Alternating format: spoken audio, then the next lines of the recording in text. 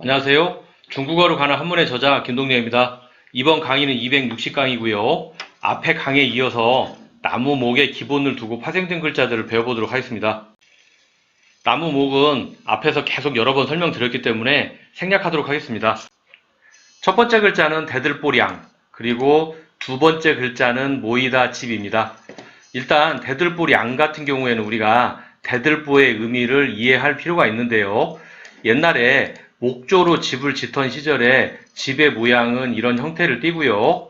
그 다음에 아래쪽에 이렇게 기둥을 세우고 이렇게 건물을 짓습니다. 그런데 위에 지붕을 형성하기 위해서는 옆으로 이렇게 지나가는 통나무가 하나 있게 되는데요. 우리가 시골에 가면 모종에서 쉽게 볼 수 있는데요. 이렇게 통나무가 옆으로 하나 지나가고 그 다음에 위쪽을 받치는 형태로 이렇게 됩니다.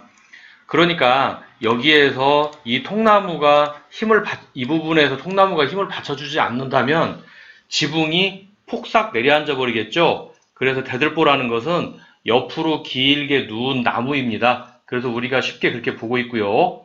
어원으로는 우리가 하천을 건너기 위해서는 만약에 이렇게 생긴 하천이 있다고 한번 생각을 해보겠습니다. 그리고 아래쪽에는 이렇게 물이 흐릅니다. 여기에 다리를 만들어야 되는데 옛날에는 이 다리를 건너가기 위해서 이렇게 통나무를 올려놨습니다. 그러면 여기를 사람들이 건너다닌 거죠. 마찬가지로 하천을 건너는 나무 다리도 옆으로 이렇게 누워있죠. 쉽게 말하면 대들보는 옆으로 가로로 누워있는 큰 통나무다 이렇게 보시면 되겠습니다. 자, 통나무기 때문에 뜻에서 보다시피 아래쪽에 보면 나무 목자가 이렇게 들어가 있죠. 그렇습니다.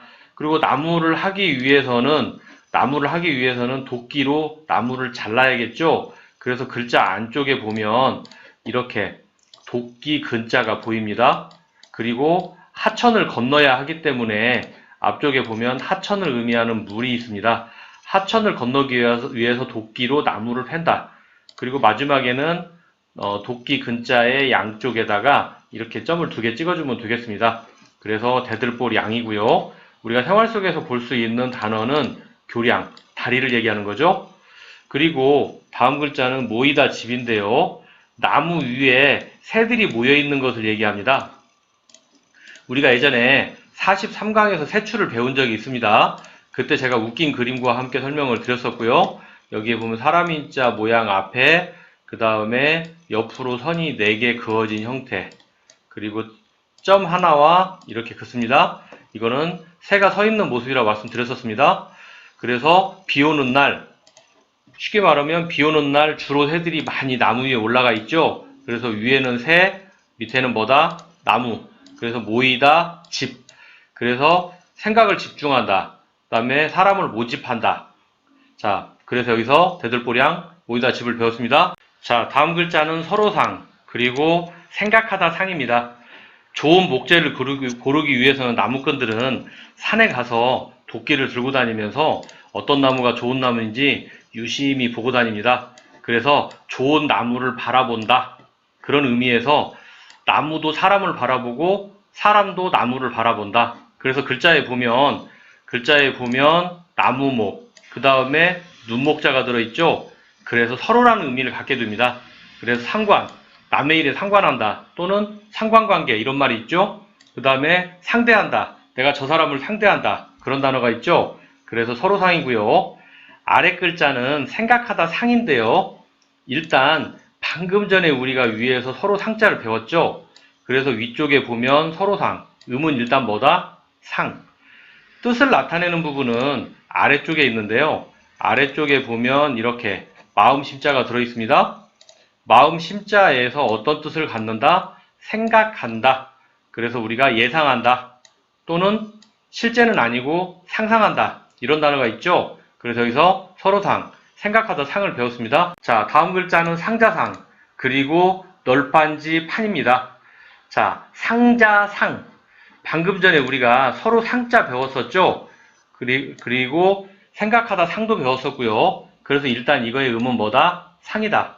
뜻을 나타내는 부분은 위에 대나무 죽자에 있는데요. 대나무 죽자에서 대나무로 무엇을 만들죠? 상자를 만들죠. 옛날에는 대나무로 바구니나 상자 같은 걸 만들었습니다. 그래서 상자, 생활 속에서 볼 수 있는 단어는 상자, 상은 상자상. 그리고 아래쪽에는 널빤지 판이 있는데요. 널빤지 판. 뒤집다 반이라는 글자를 우리가 132강에서 배운 적이 있습니다.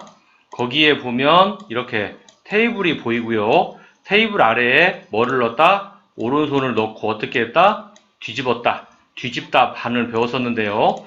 다시 앞쪽으로 와서 글자를 보면 널빤지, 뒤집다 반자가 세월이 지나면서 음이 뭘로 변했다? 판으로 바뀌었다. 뜻을 나타내는 부분은 나무목이 있는데요. 널빤지라는 것은 나무를 납작하게 잘라놓은 것을 우리가 널빤지라고 하죠.